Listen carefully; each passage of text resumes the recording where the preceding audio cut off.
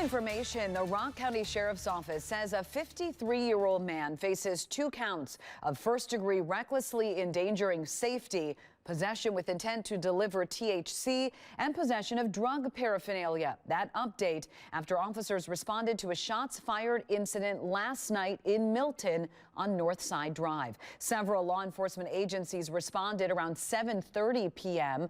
Those agencies included SWAT teams and hostage negotiation teams.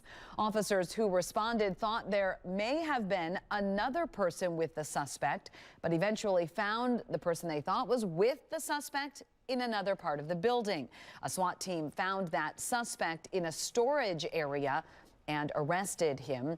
There was 1 round fired during the incident, which officers say shot through another apartment in the complex. Rock County Sheriff's Department is still investigating.